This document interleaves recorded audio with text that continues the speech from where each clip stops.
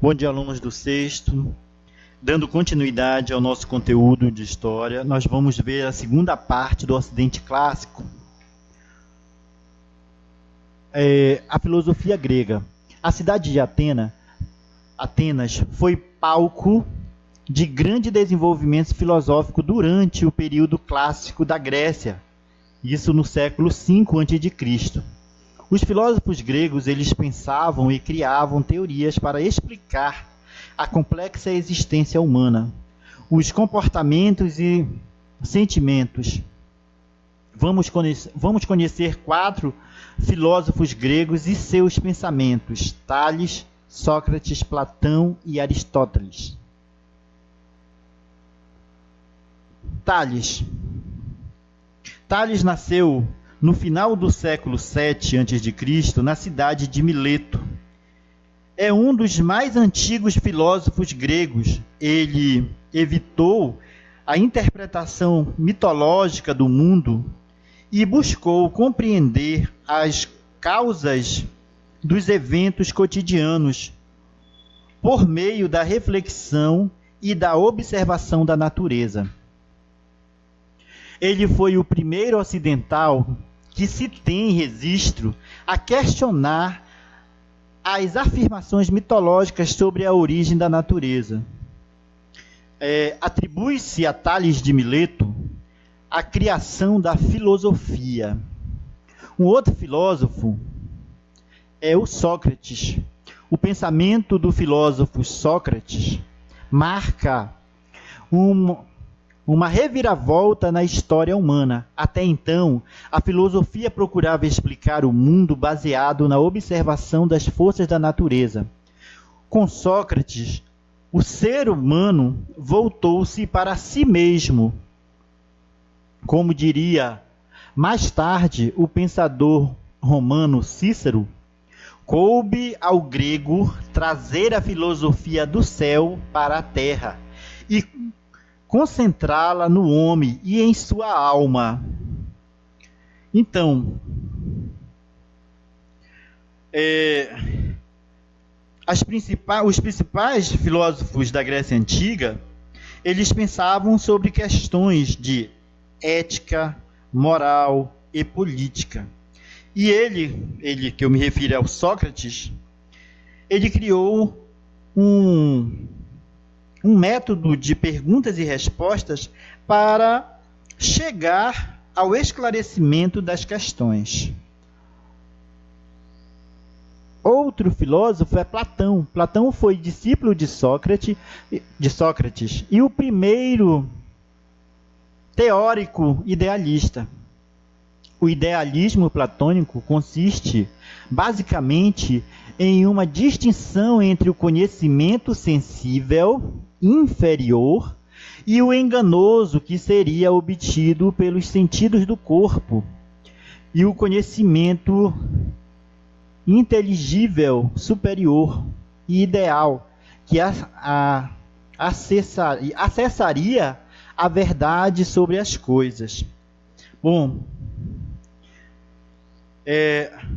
Platão foi o principal aluno de Sócrates, né?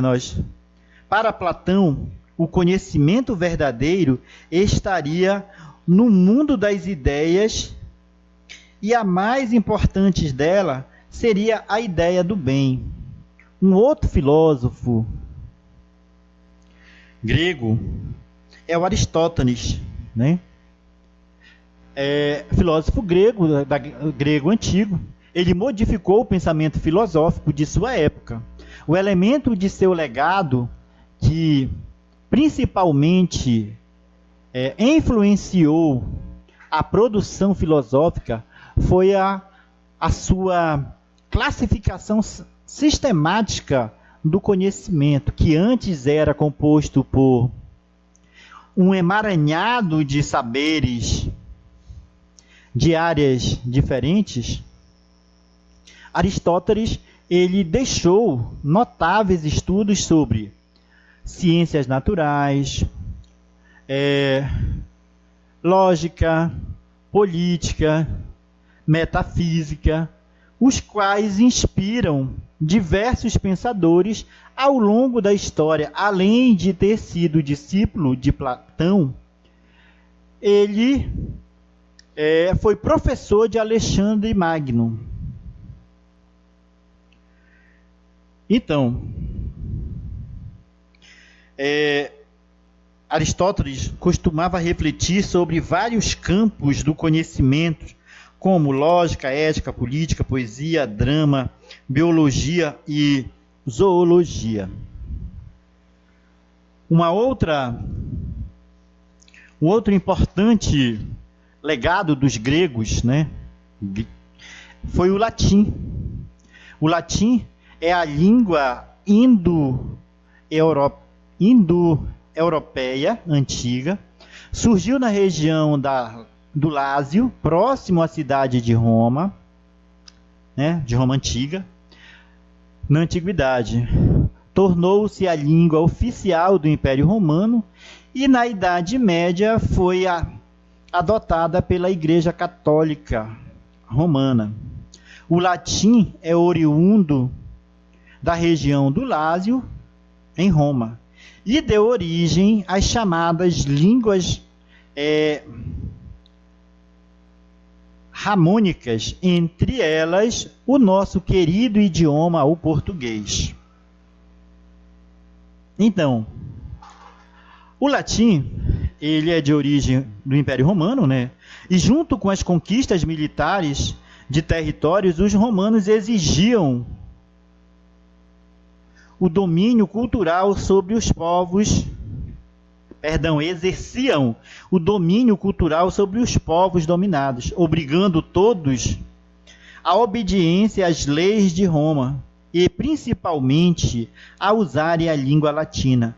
Isto contribuiu para que ela fosse difundida por todo o extenso Império Romano.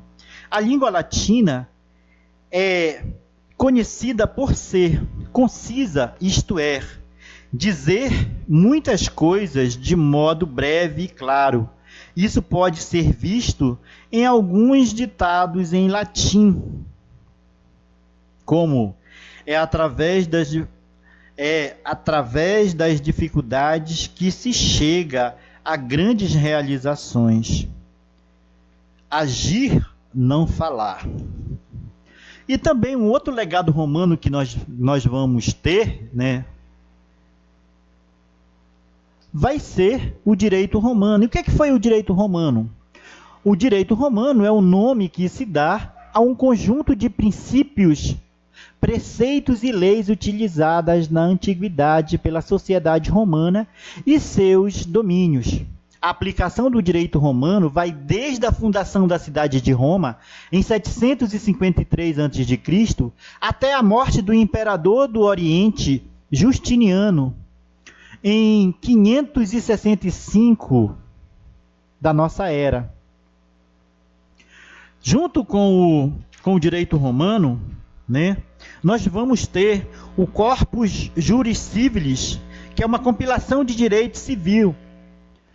O mundo de direito deve muito a esse código, que foi uma compilação de todas as leis em vigor no Império Romano. Esse foi o grande legado romano ao mundo, onde grande parte dos países adotaram os seus princípios. É o caso do Brasil, da Alemanha, da França, dos Estados Unidos, da Itália. Então, os países hoje, até os dias de hoje, na nossa atualidade, nós utilizamos tanto o direito romano nas universidades, as universidades de direito, né, nos tribunais, quanto o Corpus Juris Civilis, né, o Corpus Juris Civilis, que é uma compilação de todas as leis em vigor, que estavam em vigor no Império Romano. Até os dias de hoje elas são utilizáveis, são consultáveis. A primeira lei, né, criada em Roma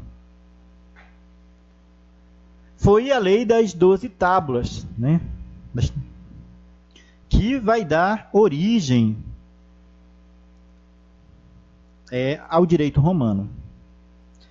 Bom, meus queridos, eu desejo a todos um bom dia. Como sempre desejo a todos os meus alunos, fiquem na companhia de Deus e até a nossa próxima aula.